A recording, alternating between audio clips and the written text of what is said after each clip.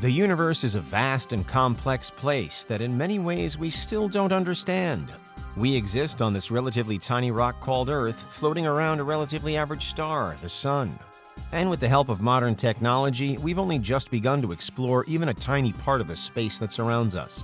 Given our modest cosmic standing, then, it's incredible to think that even if we were to somehow explore the entirety of the universe, there might still be more out there.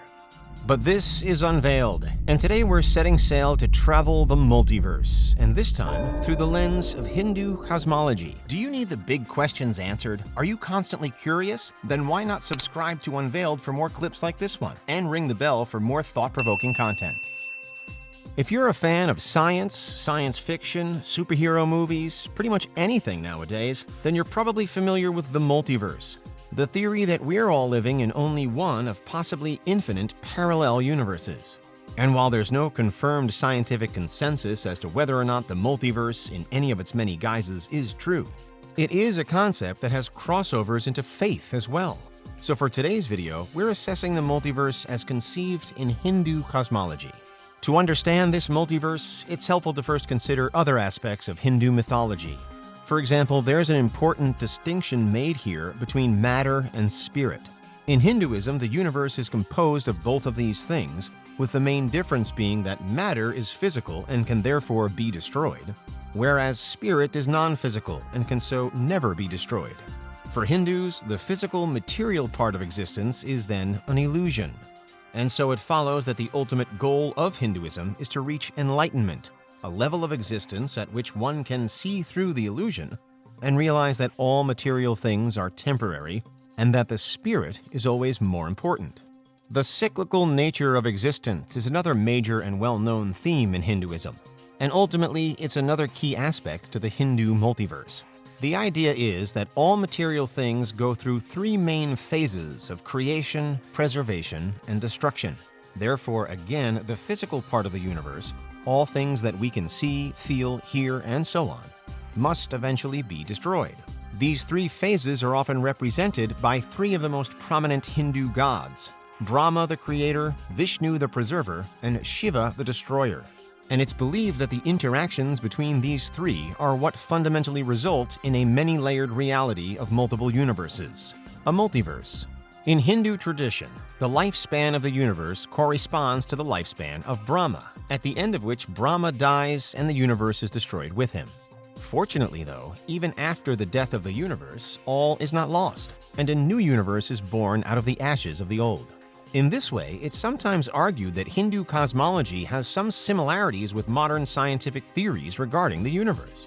Hinduism essentially holds that everything is born from a single point, much like it is in the Big Bang Theory.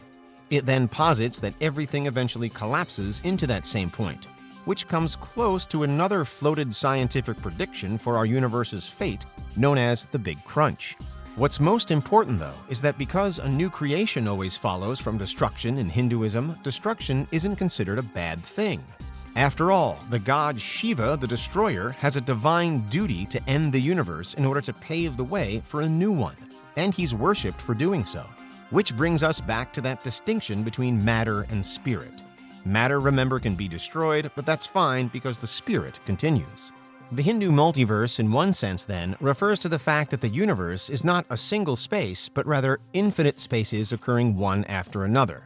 But perhaps even more significantly, across various Hindu texts, there's mention not just of one universe that goes through this cycle of birth, death, and rebirth, but rather many.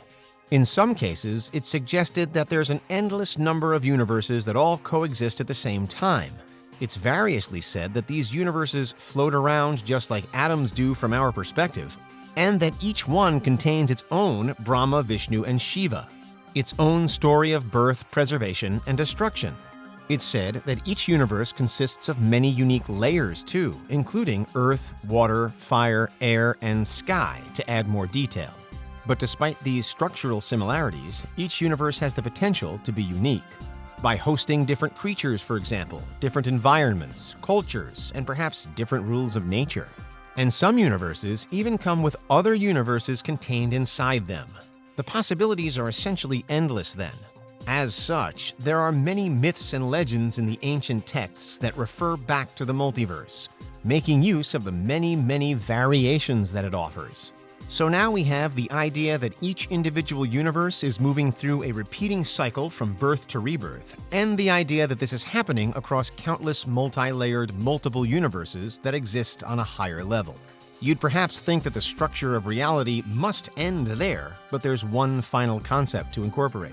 In the ancient texts, the Puranas, the mythology goes into detail about 14 further worlds, or lokas, that also contribute to the multiverse total. There is some debate as to whether lokas are intended to be taken literally as physical realms or if they're meant as symbolic representations of different levels of consciousness, but in either case, they play a major role. The lokas are located on different planes of existence, with 7 forming the heavens or upper worlds and 7 forming hell or the underworlds. Those belonging to the upper worlds are known as the Viritis, and the highest of all of them is the Satyaloka, which is held to be the home of truth and is also where Brahma is said to live. The upper lokas then descend through various levels, all containing various supreme and good deities, until we get back to Earth, which is the first and lowest of the upper worlds. From here, though, we can descend further into the lower 7 lokas, which are called the Pataulas. At the lower stages, we encounter various demons and malevolent forces, until we finally arrived at the lowest and worst level, the Nagaloka. To move from top to bottom of the lokas, then, is a journey from wisdom and enlightenment to immorality and sin. And with Earth situated close to the center, it's easy to see that the lesson contained here is that we, mere human beings, can wind up rising or falling depending on the actions we take during our lives. So now we have a full and rich picture of the Hindu reality. Let's recap. First, there's the idea that the universe moves through a cycle of births and rebirths, producing new universes every time.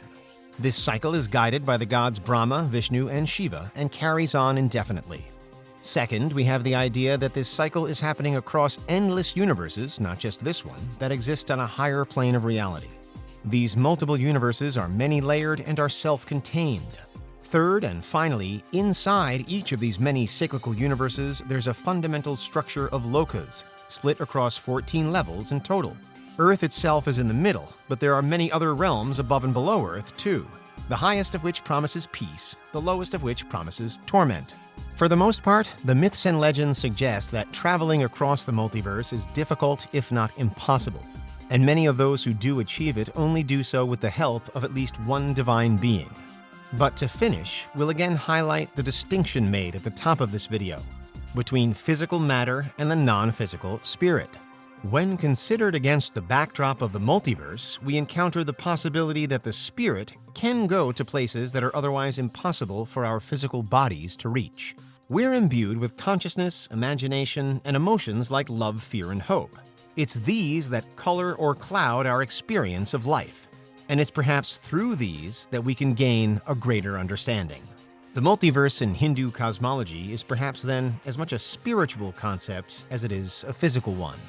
There are elements of it that share similarities with emerging theories in physical science, yes, but to truly explore this particular version of the multiverse, you must prepare for a journey deep into your soul. Navigate that journey well, and enlightenment can be yours. What do you think? Is there anything we missed? Let us know in the comments. Check out these other clips from Unveiled, and make sure you subscribe and ring the bell for our latest content.